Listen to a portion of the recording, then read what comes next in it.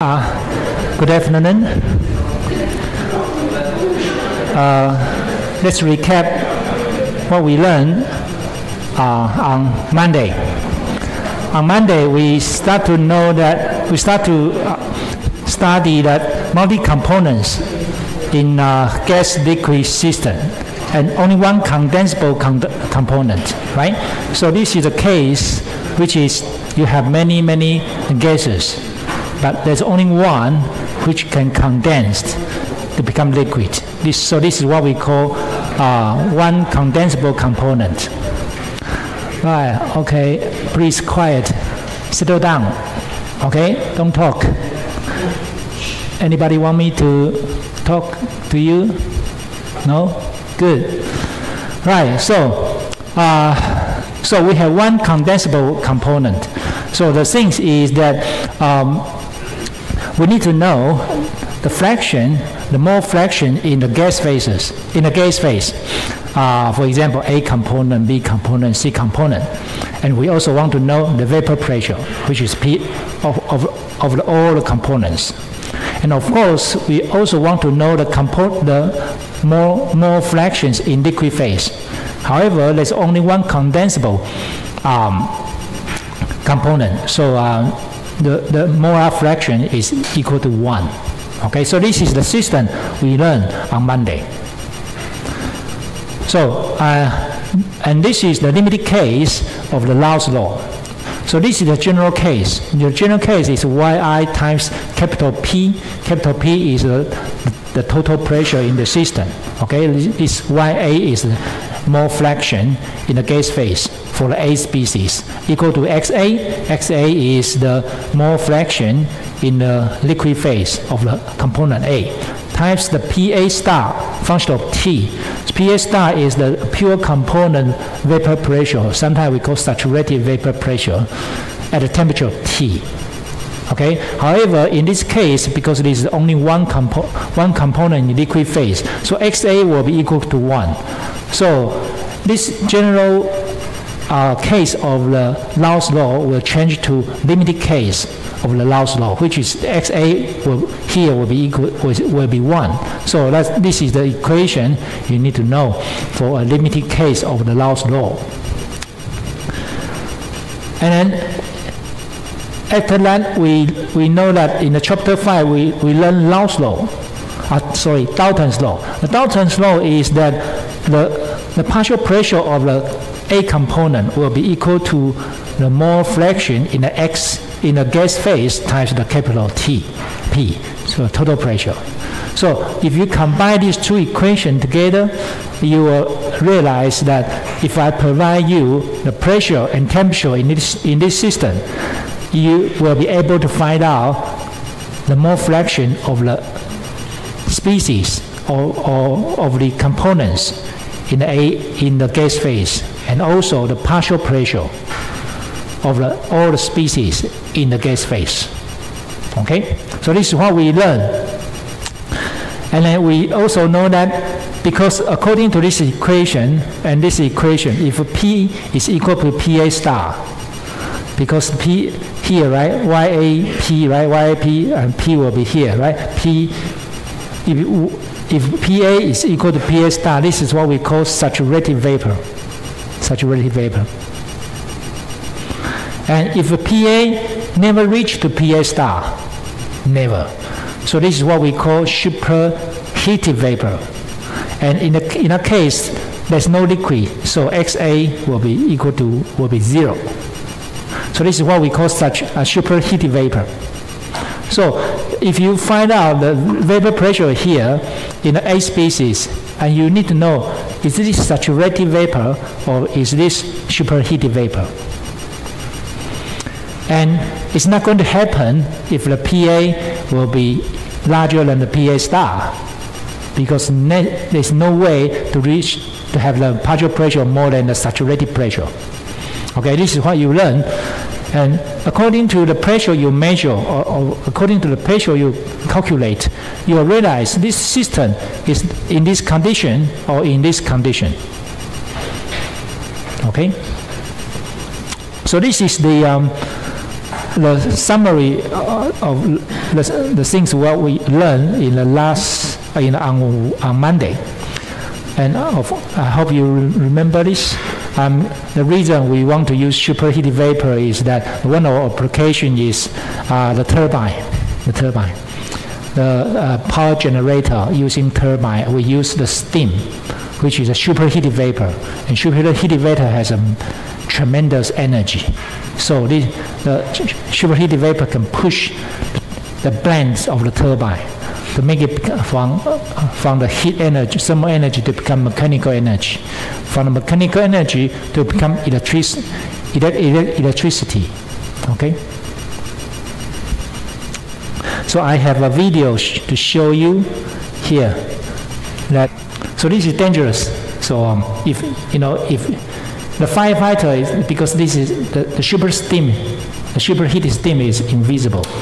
So it's very dangerous when a house gets fire and the firefighter doesn't know where is the superheated vapor, and then he might get burned. Okay, so right. Okay, so this is the example. So next topic we are going to talk is that we already have a brief introduction for the evaporation and boiling. So you understand that evaporation is that things boil, the water molecules vaporize from the surface, right? And then for the boiling, the water is the H2O molecule is vaporized from inside, especially the wall of the container, right? Okay, so the evaporation is that the mechanism of the evaporation of a liquid depends on the relative value of the vapor pressure of the liquid, okay, Pi star, and the total system pressure. So you realize it's something to do with the vapor pressure and the total pressure. So you have a system here. So you have a partial pressure we call vapor pressure of the A species, and then in the liquid here. So you realize this container, the water, the molecule of the H2O doesn't move, doesn't become liquid, doesn't become gas in the water, right? In the liquid. But as you can see, there are some vapor here. Okay. So we want to know that what's the relationship with the total pressure and the vapor pressure. So for the evaporation, the P star was smaller than the total pressure. So this is what we call evaporation. For example, if this water was is in temperature of 60, so the molecule only vaporizes from the surface. It doesn't vaporize from the inside of the water, of the liquid water. Right? So the surface of liquid to the gas above the surface. So the Pi star, if you calculate Pi star, is less than the total pressure. That means this is what we call evaporation. So for example, this water has at a temperature of 25. So if you check the vapor pressure, if you check the vapor pressure of the water at 25 Celsius, you will get an answer of 23.76 millimeter mercury. And this partial pressure or this vapor pressure is less than the total pressure, right? 1 atm. So this is so that's why molecule of water can be vaporized from the surface. So this is what we call evaporation. Okay? However, if you increase the temperature to 100 Celsius, and you check the vapor pressure of the water at 100 Celsius, you realize the P star will be 760 millimeter mercury. That will be equal to the total pressure. And in this case, inside this vapor pressure is too high. So this is what we call boiling. Okay, so now you need to know P star less than capital P, that will be called evaporation. And P star equal to capital P, that will be called boiling. You can change this liquid from water to alcohol to acetone, any liquids is applied. Okay. So boiling points of the water, you know that if you have if you put a container with water on and use the Bunsen burner to heat this up, or use you want to cook something with the water, boil the water, right? So this is the water bubbles form throughout the entire liquid, but permanently at the heated container walls. This is the liquid boils. Okay, so Pi star equal to capital P is the boiling point of a liquid at a given pressure. So with a different with a different pressure, you can get different boiling points. So this is a summary that I want you to know, is that Pi star smaller than capital P, that will be called evaporation, just what you learned. Pi star equal to P, that will be called liquid boiling. And Pi, if Pi here is less than Pi star, that's what we call superheated vapors. And this is the condition. Okay, this is the situation. And Pi equal to Pi star, that's what we call saturated vapor. Okay, so please remember this. This might be in the Kahoot next week. Okay. Right. So next topic I want to talk about is that humidity. So this is a very common things at home or in your dormitory, because this is temperature measurement, right? We call thermometer. And another one, this one is called hygrometer. Hygrometer is the one which measures the humidity.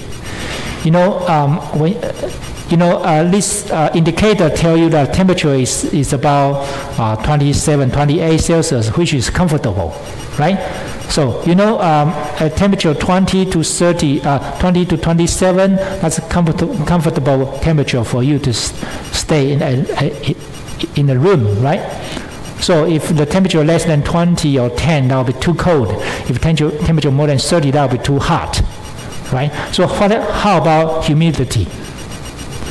Humidity indicator here, this is hygrometer, which will measure the relative humidity. Okay, I'm going to tell you this later.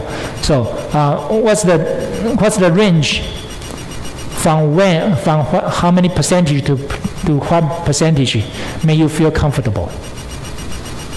Is that the humidity RH, relative humidity is between 40 to 60. That's the things you feel comfortable to stay. Okay, so this is what we call humidity. So what's the definition of the relative humidity? Here's what we are going to find out. So humidity is a special case for the water system, for the H2O system. So saturation refers to any gas vapor combinations. So A can be anything.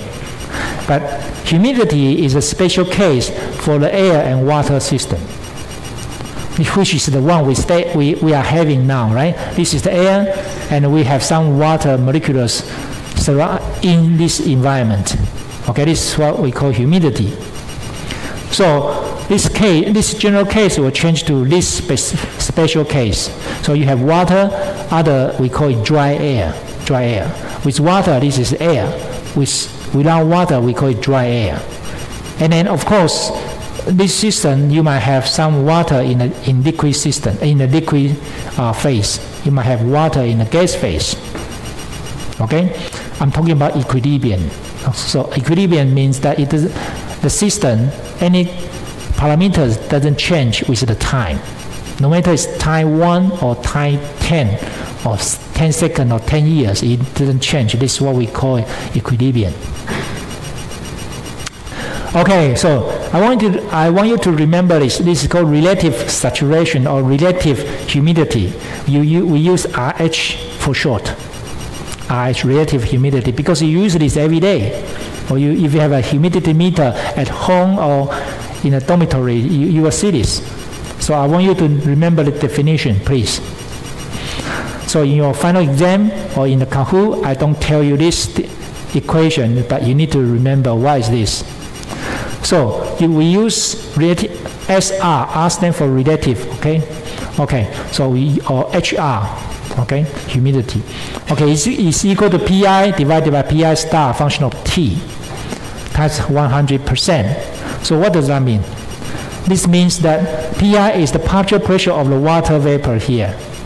And PI star is the vapor pressure of the water, okay, for single component. Okay, single. This is the multi-component, that's why we have PI. This is single component, okay? So, I'll give you an example.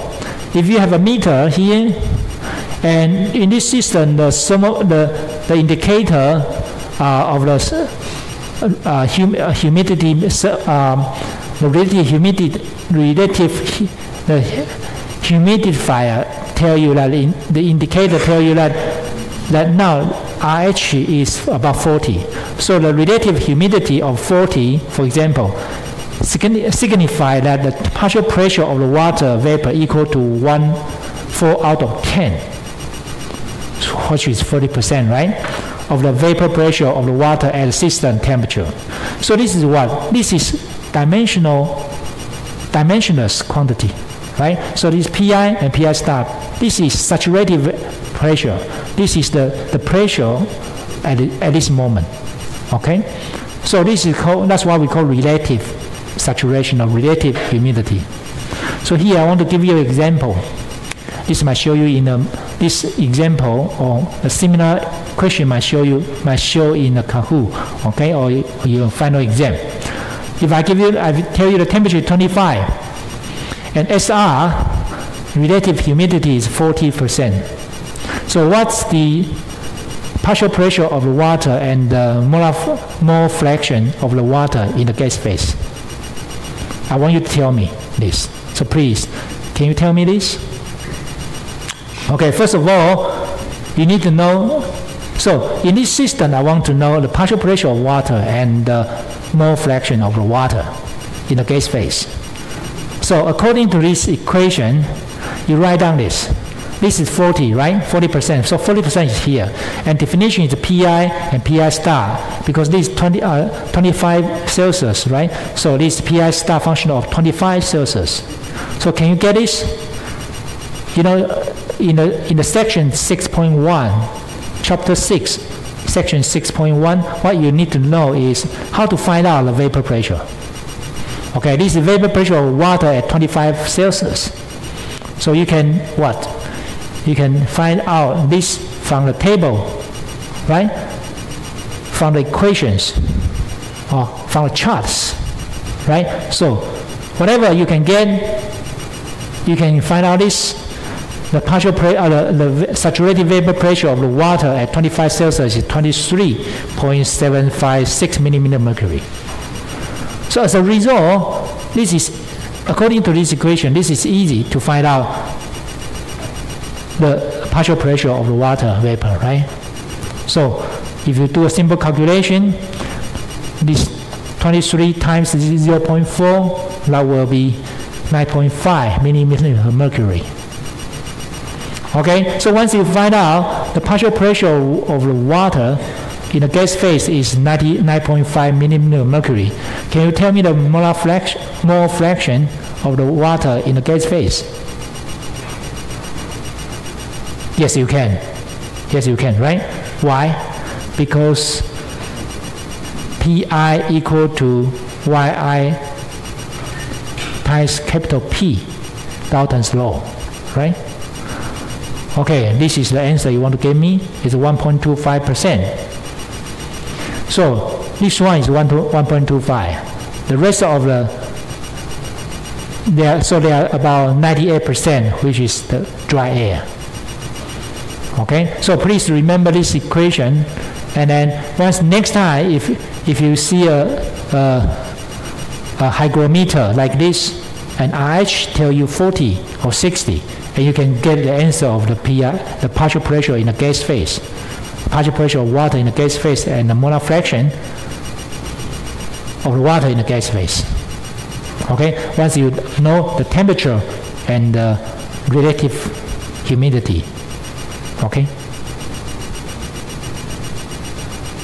Okay, next is that molar saturation. Molar saturation, the definition is like this.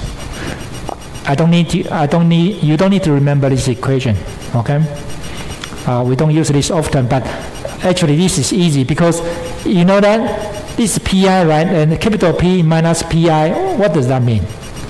This is the ratio of the pressure, right? The ratio of pressure, what we call is dry air. The pressure of the dry air. Without water, this is dry air. Okay, so this is the ratio of the ratio of the pressure of the water and the pressure of the dry air. Okay, total pressure, and this is equal to what? Equal to what? Equal to mole of the vapor and the mole of the vapor-free gas, which is dry air. You must say why Professor P is equal to mole? Because PV equal to nRT, right? Because this value is a constant. So you regardless of the volume. Okay, so P will be proportional to mole. So this is mole of the vapor divided by mole of the vapor-free gas. So as you know, the pressure is a kind of representative of the amount of the substance, right? Amount of substance means what? Weight or mole. Okay? If you have a heavy pressure, if pressure is high, that means you have more molecules in the system. More molecules in the system, that means what? You have more mole or more weight in the system. Amount of the species in the system. Okay, this is another one. We call molar saturation.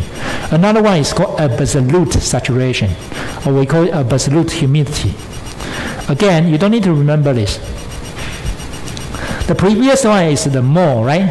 Mole. Now this one is the mass. The mass. Because this is what we P times M. M is what? M is the average molecular weight of the dry air, of the species. So remember equation PM equal to what? dRT, right? So D is represent the density, and because density equal to what? Mass divided by volume, and in this case volume is a constant. So you are ready talk about the absolute saturation is the ratio of the mass of the vapor divided by mass of the dry air. So the equation, the molar saturation and absolute saturation is very similar. It's just kind of ratio of the mole and the ratio of the mass. Okay, so molecular weight of the water, a vapor, and the M dry is the average molecular weight of the dry air. Okay. And last one will be percentage saturation. Percentage saturation will be, you know, this is molar saturation here, and this is in the saturated state condition, right? So you will have these equations. Okay, again, you don't need to remember this. I just want you to know how to do. I just want you to know there are 4 types of the saturation, but please, you need to remember the first one. You need to remember the first one, which is relative humidity. So this is an exercise, example exercise to ask you to find out things. That the exercise example 6.3-1, the humid air at 75 Celsius at 1.1 bar and 30% relative humidity. Okay, is fed into a process unit at the rate of 1,000 cubic meter per hour. So this is a kind of continuous process. Okay, you continue to feed the humid air into the system. And you want to know the molar flow rate of the water. Because, you know, this is humid air, right? So you need to know how many water is fed into the system per hour. Okay, so this is molar flow rate of the water.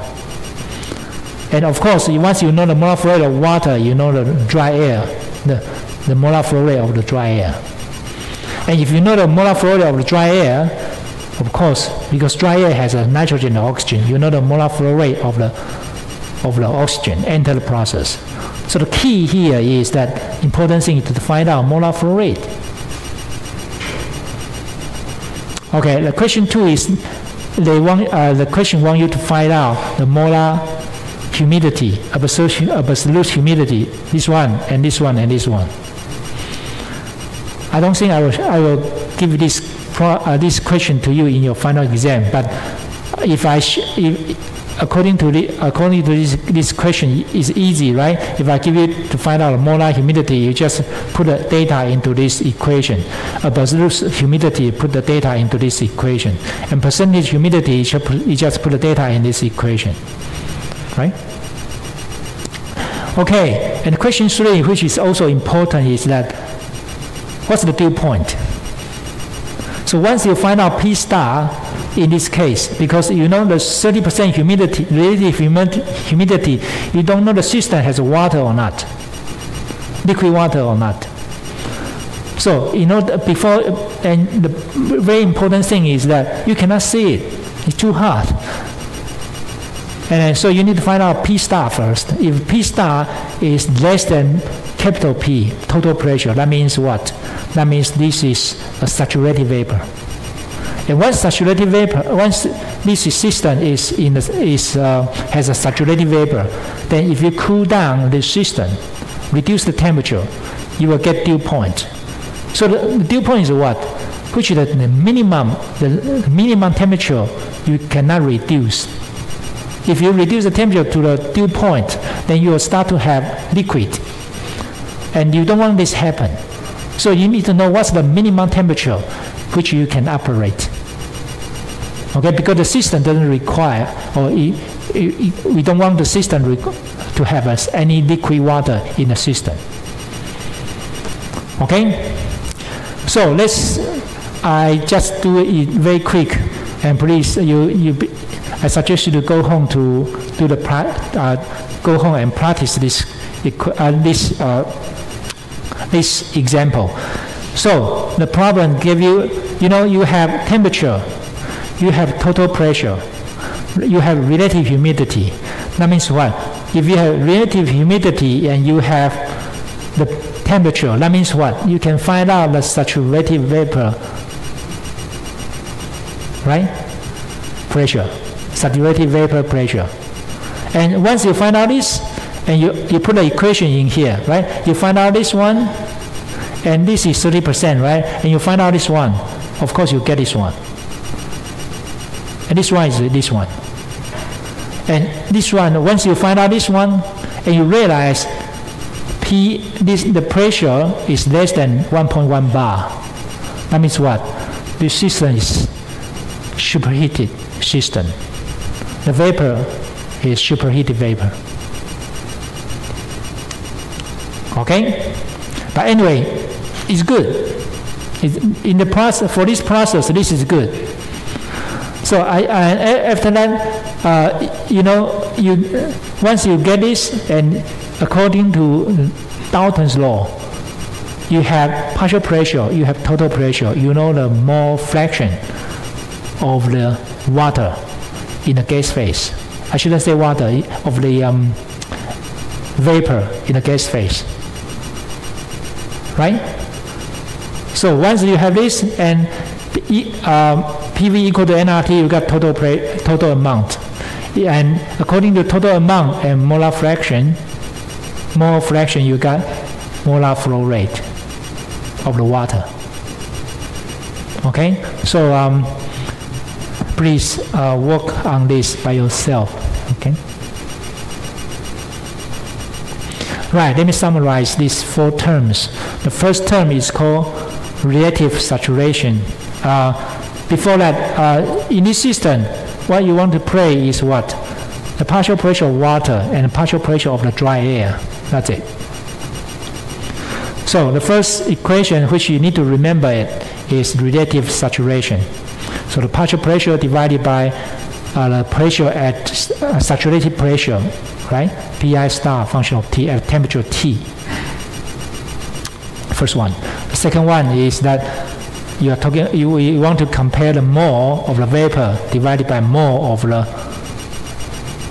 dry air. The third one is that you want to compare the mass of the vapor and the mass of the dry air. And fourth one, the percentage is you move this to here, okay? You get this. Right, this is humidity. So this is a summary. We are going to talk about this on coming Monday. So here I want to introduce you the hygrometer. Hygrometer is a kind of instrument used for the measuring of the moisture content in the atmosphere. As you can see here, if the relative humidity reach 40 to 70, this is what we call comfortable zone, right? Here is too dry. Here is too wet, right? In Taiwan, this is always too wet because of raining. Okay, and this is too dry. So when I was in Japan, in winter it's very dry. So this is too dry. Your skin will get cracked because the environment is too dry in winter. When I was in United States, summer is too dry. So summer is very dry, not winter. Okay, it depends on different country and different area. Fortunately, Taiwan never to be too dry. It's always wet, right, in this region. So we learn the devices of the temperature measurement, pressure measurement, and flow rate measurement, right? This is another one. Hygrometer is a kind of humidity measurement. So humidity measurement, there are two types. One is called classical hygrometer. Classical, one of the interesting things, when I was a student, we have a hygrometer which is used with the human hair, right? Or with the hair, your hair. That's because this hair can different moisture will change the length. That's why you learn. Of course, now we have a more precise hygrometer using kind of modern technology, which is capacitive, resistive, thermal, and gravimetric method. Okay. So this is called hygrometer. I suppose do I have a video for you? Video. Unfortunately, I don't have a video. Right. Okay. The last one is that superheated vapor. I just told you that now you can use this kind of technology for cooking, or you can make some nice dishes. Okay, using superheated vapor. Okay. This is just for your information. I want to find out vapor pressure. I mean saturated vapor pressure, because in your final exam you definitely will use the saturated vapor pressure. Either get this data from table or from the chart, okay, or from the equation. Okay, it's important. So I want you to know, I want you to practice, I want you to get good scores in your final exam. Right, so now let's move to the section 6.4, multi-component gas liquid system.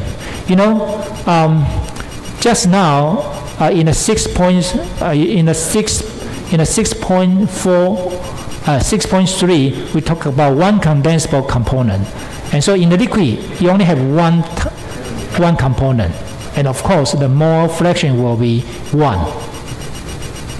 However, in 6.4, we are going to talk about general case. General case means that in a gas phase, you have the same situation, but in a liquid phase, there's only not only one condensable component. There can be 2, 3, 4, 5. So this is a general case. This is what you need to learn. And once you learn the general case, for the special case, it's easy. But we talk about a special case, which is humidity. This is also important for you to know that because you use this in your daily life. So, and what you need to know is that now you need to know the mole fraction of A component, mole fraction of the B component, and mole fraction of the C component in liquid phase. Okay? Right, let's start to know that this is called VLE, vapor liquid equilibrium. Equilibrium means what? Let me remind you again. If the system reaches to the equilibrium, it means the system, any parameters doesn't change with the time. Okay? The day is like this, tomorrow is the same. Okay, it doesn't change with time, the parameter doesn't change. So it means it reaches equilibrium. Right, so we have many types of species in the gas phase and liquid phase. And of course, we are in this kind of situation, in the VL equilibrium, VLE, we are playing with the pressure and temperature, always. And we want to know the mole fraction in the gas phase for all the components, and also the mole fraction of the in the liquid phase for all the components. Okay? So the best way to evaluate equilibrium compositions is from the tabular data. So, for example, if I have a data to represent A, B, C, and I give you a table, I give you a data from in the table. So you just get the data and feed the data into this in this system. If I provide pressure and temperature, you can realize these molar fractions, right? This is easy. So where can you get the data, tubulate data? Okay, this is from the Paris Chemical Engineers Handbook. So the partial pressures of a vapor over various liquid solutions. So this is one of the examples showing you that this is the system which has dry air, water, and SO2. So if I have red word here represent the things unknown or things you want to find out. So you have different pressure, you have different temperature, and with this different pressure and temperature, you have different molar fraction of the air, SO2, sulfur oxide, and H2O, water, in the gas phase, and also the molar fraction of the mole fraction of the sulfur oxide and the H2O in the liquid phase.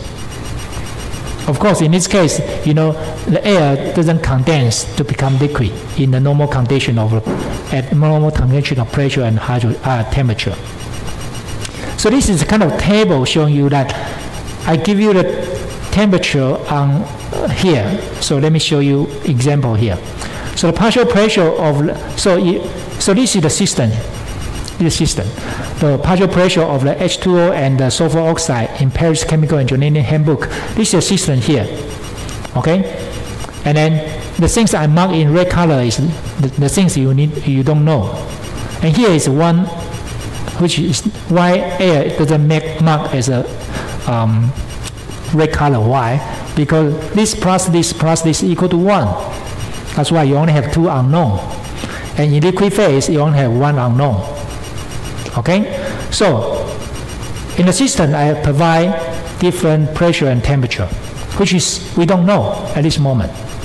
So, if you want to duplicate this system, you have 1, 2, 3, 4, 5. You have 5 unknowns in the system. Right? You have 5 unknowns in the system. And then let's play with the degree of freedom. Let's use Gibbs rule to find out how many pieces of information required in order to get the answer or in order to duplicate this system. These 5 unknowns, should I give you 3 unknowns, or should I give you 1 unknown so you can find out the rest of 4, or should I give you 2 unknowns and you can find out the rest of the 3? So DF is 2 plus C minus pi. I want to give you points, so please raise your hand. What is C stand for? Raise your hand. Yes. Component. Thank you. So how many components in this system? Oh no, it's 3 here. 3 here. Well, what is pi stand for anyway? Anybody want to tell me 0.5 point? What is pi stand for here? 0.5. Yes. Huh? 有多少项，对不对？ Thank you. How many phases in this system? So how many components in this system? 3, right? Which are air, H2O, and the sulfur oxide. So how many phases in this case? 2, right? So you have 2. So 2 plus 3 minus 2 equal to 3. So that means what? That means I need to provide 3 pieces of information in this system in order to find out another 2 unknowns. Okay, you have 5 unknowns.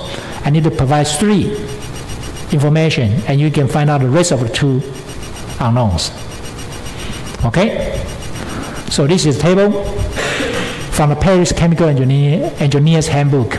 So what is this table? Please read this with me. So this table is especially for 1 ATM only. If you have 2 ATM, you have different table. You have different data. Okay, this is especially for 1 ATM. So in the old time, people work so hard in order to get this data. They had to do a different temperature and pressure, and then they find out the data. So this is the partial pressure of the H2O and the sulfur oxide over aqueous solution of the sulfur dioxide. So this is the temperature here, 10 Celsius, 20, 30, 40, until 130. Okay, so this is 1 piece of information, temperature. Okay? So what we know is I provide temperature, pressure here, 1 atm. I provide the temperature here. Okay? And then, so you will change this from red to green, whatever, or blue, whatever, right? So I give you these 2 pieces of information, and I need another one. Because the DOF is 3, right? I need another one. So in this case, this provides a fraction of A and B in the aqueous phase. So if I tell you the fraction of this one, you know this one. If I provide a fraction of this one, you know this one. So whatever. So this is, I provide this one. So what is this one? Is here. The gram of sulfur oxide per 100 kilogram of the water. That means what? 0.5 means what? 0.5 gram of the sulfur oxide in 100 gram of water. And this one is 8 gram of the sulfur oxide in 100 gram of water. So this is the information I provide. If I give you this, of course you can find out the fraction. Right? You can find out a mole fraction. Why? Of course, the molar fraction is the density, the molar fraction. The molecular weight. Of course, you can find out the molar fraction, mole fraction. Okay, and then here is the data. So if I give you 1, 2, 3, you can achieve what? You can achieve this. What is this? Here, I show you example. So here I change this from red color to green color. So these are the pieces of information you need. And then you can achieve what? You can achieve these two. The partial pressure, you can achieve partial pressure H2O and SO2. This is what we call partial pressure. So for example, if the 5.5 grams of the sulfur oxide in 100 grams of water, the partial pressure in the gas phase for the vapor H2O will be 9 millimeter mercury. And for the sulfur dioxide, this will be 247 millimeter mercury. So once you know the partial pressure of the water and sulfur dioxide, and I want you to find out the mole fraction of the water and sulfur dioxide. Can you do that? Yes. Why? Because Dalton's law. Like Dalton's law. Right, Dalton's law. Okay, so once you find out this, you get this. So this table is showing you that if I provide 3 pieces of information, you can get the rest of the 2. Of course, you need to know the Dalton's law in this case. Okay? Are you with me so far? Or you're totally loose? No? Okay. Oh, my suggestion is if you didn't catch up with my speed, you go home and visit the YouTube, my video, or I suggest you to practice or to read my lecture note before you come to the lecture. I think that will be easier for you to digest what I'm trying to tell you. Okay? Right. Okay, this is example 6.4-1 adsorption of the SO2. What is adsorption? Anybody want to tell me what is adsorption? ADSORPTL in Chinese. 0.5. Yes. Huh? She's all right. Okay, good. What is absorption? This is adsorption. What is absorption? ADSORPTL. What is AD? 0.5. I'll be very happy. Thank you. Shifu, right? Thank you. Very good, very good. So, AD absorption is C, so adsorption is C, adsorption is C, so adsorption is Shifu. Okay? Right, so we have absorption of the sulfur dioxide. And normally this technology or this machine or this device, we call it scrubber. So we should I work with? I think okay. So I think this I don't want to read the text with you. So why we need to do the adsorption of sulfur dioxide? Why? You know, in the power station, if you use the coal, methane, as a kind of fuel to burn, the coal has some of the sulfur inside. And then if you burn, it become, carbon become carbon dioxide. Sulfur becomes sulfur dioxide. And sulfur dioxide, if you release the sulfur dioxide to the space, to the air, it becomes acid rain. You don't like acid rain at all. So you need to do the treatment before you release the dirty air out. So that's why you need to do the scrubber. You need to have a direct contact of the water with the sulfur dioxide. That's what we use scrubber. Okay? So this is, for example, this is from power station, sulfur dioxide and air, and then you want to fit into this in the gas phase. You want to fit this into the scrubber. And in liquid phase, you have a kind of spray the droplet of the water. Okay, a very fine droplet of the water. So you have a massive contact with the sulfur dioxide. So water come in, dirty air go in, and water coming, and then you have liquid. In the liquid phase, you got sulfur dioxide, right? You got absorbed. So you have in liquid phase, this one will be absorbed in water, but air will become clean air, right? You will become clean air. However, if this is not 100%, this scrubber is not perfect. Okay, you might have some.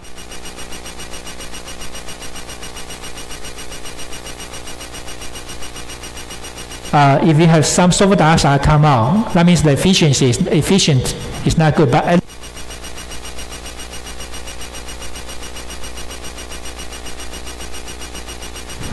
okay, if this reach to the standard of clean air, that you can release the air anyway.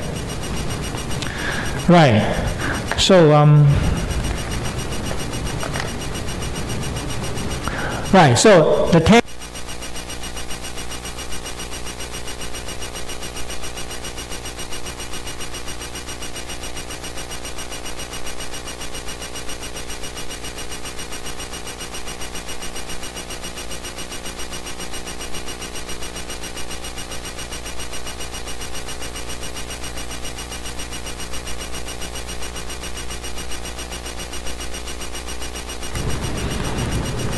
okay, right.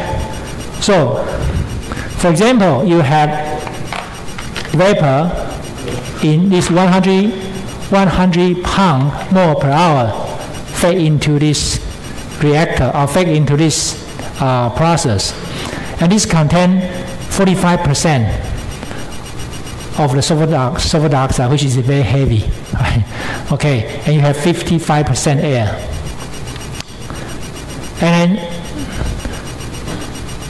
And once the scrubber, the dirty water come out, you do the detection, you realize that 2% of the sulfur dioxide in 100, you should say you can say 2 grams of the sulfur dioxide in 100 grams of water. You can measure this, right? You can measure this. And then this reached to the equilibrium at 30 Celsius at 1 atm. So the question I want to ask you is this what's the amount of sulfur dioxide released to the air? Is this dangerous for human being or not? Or of course you want to know what's the amount of sulfur dioxide. Okay? So now let's fill up the known and unknowns. We already fill up the knowns, right? What's the unknown here? So this one, the liquid pure water here, we call it N sub L1. Okay? And this is Ng2, gas 2. Okay, gas 2. The gas 1, gas 2. Okay, gas 2 has sulfur dioxide, air, and H2O. So what you don't know is that you don't know the molar fraction, mole fraction of water, H2 vapor, mole fraction of sulfur dioxide, and also mole fraction of air. Again, this plus this equal to 1. That's why you only have 2 unknowns in this stream here. Okay, and plus the G2, that will be 3. You have 3 unknowns in this stream. Okay, how about in liquid? Liquid, right? You have NL2. And this is the fraction. This is the fraction. You can find out the fraction here easily. Okay, so this stream, liquid stream, is only 1 unknown in this case. Okay? So how many unknowns do you have here? 1, 2, 3, 4, 5. There are 5 unknowns. Okay, there are 5 unknowns. How many pieces of information you require? 5 pieces, right? So how can we get 5 pieces of information? Okay, first of all, I just told you that if you know the fraction in liquid phase, and you have the pressure and the temperature and you can realize these two, right? This because of the Gibbs phase rule, right? Right? Okay, so if you have this, because if you realize this, and you can get these two once we have pressure and temperature. So let me tell you that at equilibrium 30 Celsius and 1 atm, so you know these two. So this is a table of 1 atm, and 30 Celsius is here. This is 30 Celsius. Okay, and I also tell you that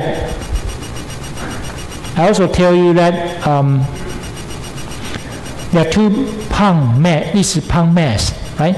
Sulfur dioxide in 100 pound mass H2O in the liquid phase. So this is 2 out of 100 portion. You might say, well, Professor, this is gram, this is pound mass. It's different. No, we are talking about ratio, right? So this will be 2 here. 2 out of 100. Okay, so you have 30, you have 2 here, so the partial pressure you can get is what? 30 and 2. The partial pressure you can get for the water is 31.6. The partial pressure of the H2O is 176. So once you know these two, you can find out this one. Oh, sorry, you can find out these two. I'm sorry. Why? Dalton's law, right? Dalton's law. Okay, so I give you 3 pieces of information through this table, and you get these 2 data. And these 2 data can refer to these 2. Okay. So partial pressure of this one and this one, and you can get these 2 from Dalton's law. So let's go back to these